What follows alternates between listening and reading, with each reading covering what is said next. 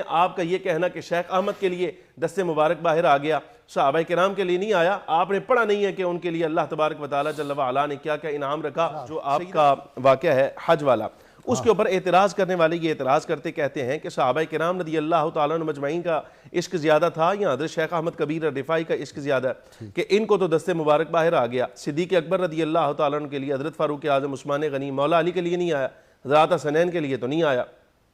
जुमला दो जवाब इसके अर्ज करता हूँ। नंबर एक, सहाबा किराम रज़ी अल्लाह तआला अन्हुम मजमईन इश्क़ मुस्तफ़ी सल्लल्लाहु अलैहि वसल्लम से अगरचे बहुत ऊंचे मकाम पर फाइज हैं और पूरी उम्मत का अगर मोहब्बत सरकार के साथ मिला ली जाए तो उनमें से किसी एक के बराबर नहीं होता।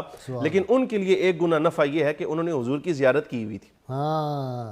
उन्होंने नबी पाक कितनी दफा बोसे लिए हुए हैं, ये बात थी एक उनके लिए। और दूसरी बात यह है इनके लिए जो हाथ जाहिर हुआ है, एक जुमला तो कह दिया, अगर इसको नामुमकिन करार दिया जाए तो कुछ वाकयात मैं अर्ज करता हूं, फिर आप कहिए कि वे भी नामुमकिन है।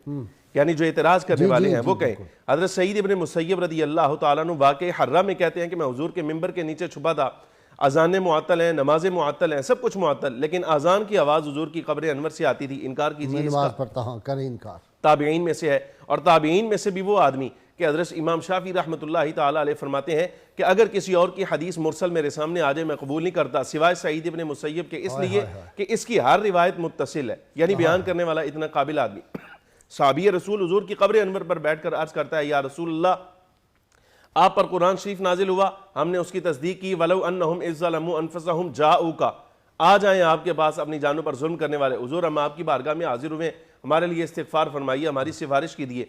जब वो आराबी जाने लगा तो कब्र अनवर से आवाज़ आई, ठहर जा, बख्शिश का परवाना लेता जा। सुनने वाले सुन रहे हैं, ये सहाबा किराम अलैहिमुर रिदवान का दौर है, इस बात का भी इनकार कीजिए। मौला अली शेर खुदा रज़ी अल्लाह तआला अन्हु बख्ते विसाल हज़रत सईदा उम्मे कुलसूम रज़ी अल्लाह तआला अन्हा से फरमाती हैं, बेटा मेरे ऊपर गम का इजहार नहीं करना, इसलिए कि जो कैफियत मैं इस वक्त देख रहा हूं अगर तुम देख लो तो भूल जाओ सब कुछ। फरमाया, बाबा जान क्या नजर आता है आपको? फरमाया, ये देखो, जुमला अंबिया किराम अलैहिमुस्सलाम तशरीफ लाए हैं, सरवर आलम सल्लल्लाहु अलैहि वसल्लम मौजूद है, मलाइका किराम मौजूद है। इनकार कीजिए इस बात का, इसलिए कि ये सारी बातें अगर बाद में आने वालों के लिए आपको नजर आती हैं, ये नहीं हो सकता इसलिए कि सहाबा के लिए नहीं हुआ, आपने पढ़ा नहीं है।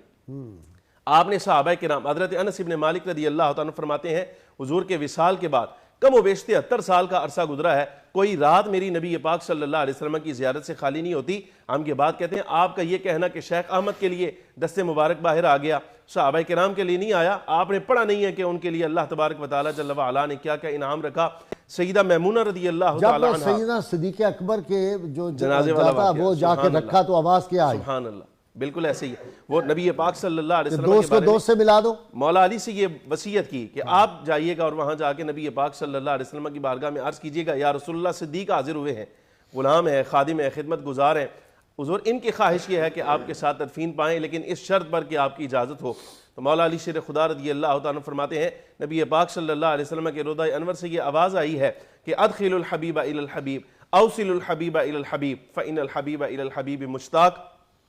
फरमाया, दोस्त को जल्दी दोस्त के साथ मिला दो, इसलिए कि हम तो कब से इनके साथ मुलाकात के लिए मुश्ताक है।